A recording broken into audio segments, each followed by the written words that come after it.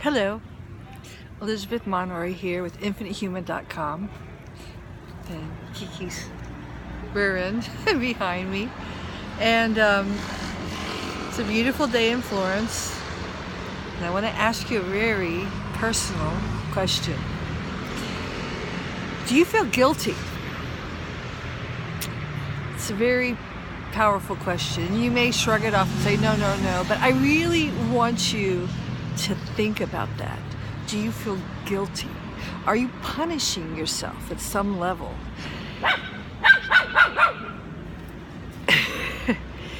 And the reason I ask is that the human collective does guilt. It's part of being human, and it's, of course, conditioned into us.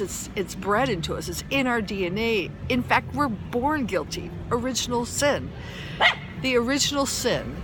And what is original sin? I think it's having sexual desires and wanting to eat from the tree of knowledge. So, guilty. I'm guilty. I have sexual desires and I want to eat from the tree of knowledge. So I guess I'm sinful. And we all are. And I think it's very insidious, but I think it's many different levels. It seeps into us. This feeling of guilt, this feeling of needing to punish ourselves. No pain, no gain. This idea that only through struggle and conflict, of course it's the hero's journey, does the ego die, and the true essence of the hero transpires to a higher level. So my question to you is, are you doing guilt? Even perhaps you're running it back in the background programming, which explains why a lot of times manifesting does not work. We have visions of our lives, of what we want to do, of what we want to become, of being abundant, having money flowing to us, having beautiful experiences and people and friendships. The good thing, the dolce vita, the good things of life coming to us, but they don't. So the question is, where are you stepping on the hose? And 99.9% of the time, it's feelings of unworthiness. Unworthiness because you're guilty. You're guilty of something. And those feelings of unworthiness are, as I said, ingrained into the very cells of our body, into our very DNA, to be subservient, to be guilty. And guilt is so powerful. Have you ever tried to either been manipulated by guilt, parents, spouses, children, or used it? Because it's very powerful. If you've ever experienced it, I'm sure you have. Guilt is a really powerful tool for controlling people. So if you are trying to manifest, maybe you're sitting there doing all these affirmations, I am wealthy, I am abundant, I am successful, but it never comes to you. Underneath you is running, no, I'm not, I'm unworthy, I'm bad, I've done something bad, there's something wrong with me, I'm imperfect. And when you have those two programs running, they're splitting your frequency. So you do not have a one-point focused thought directs energy, chemical logos, thought directing energy is not focused with one high vibratory frequency. It becomes diffused. And so you, the universe, and you, who are the creator of your own life, are confused. And they're like, well, what does this person want? Does this person want money? Does this person want, success? Does this person want to fulfill their every dream? Or does this person want pain and suffering and dis-ease? And I think if you explore any disease, any sickness, illness that you are having, at the root of it, and I know because I just had a tooth extracted, at the root of it was some kind of punishing. And I think we've been taught to use punishing, making yourself feel bad a lot of times, as motivation, right?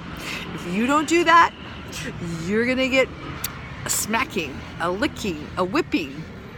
Or, I really want to lose weight, so I'm gonna really go to that gym and hit the hit the weights or the jogging trail or whatever it is you do.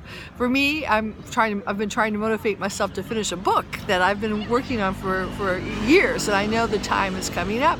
So I realized at some level I was motivating myself by getting down on myself.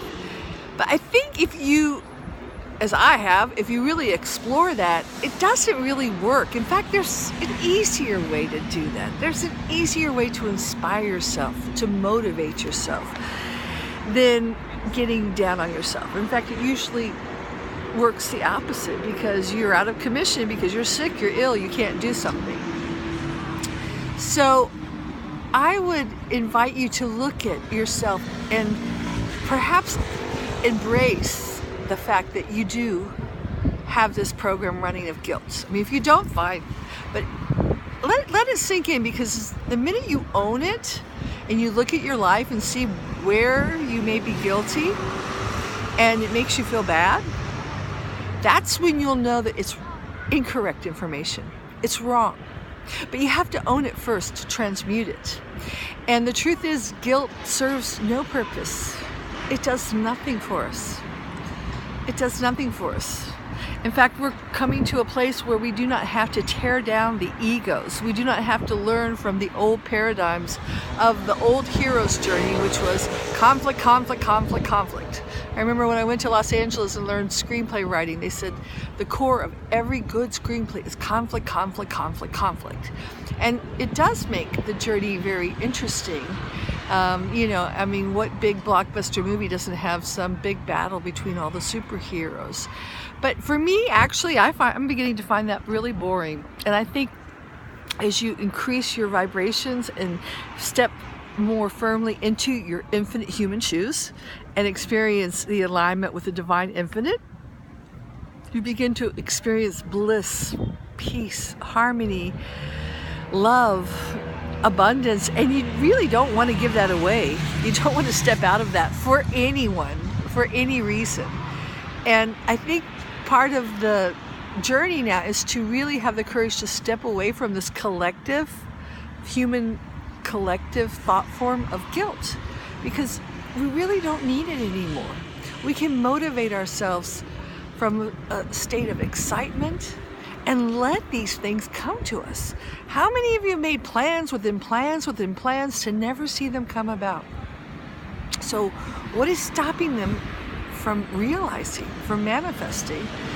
I would invite you to explore guilt, unworthiness, which is really the same thing, punishing yourself, not forgiving yourself, and not truly loving yourself. And that's the greatest gift you can possibly give yourself and others, is to love yourself, because then you'll be able to love others. So go throughout the day and explore ways that you are maybe self-sabotaging, creating unworthiness, punishing, not forgiving yourself, and begin to properly, totally and completely love yourself, and let the good times roll. Let the dolce vita come in. Let the good things of life come in. Or not. But I hope you do. Ciao for now.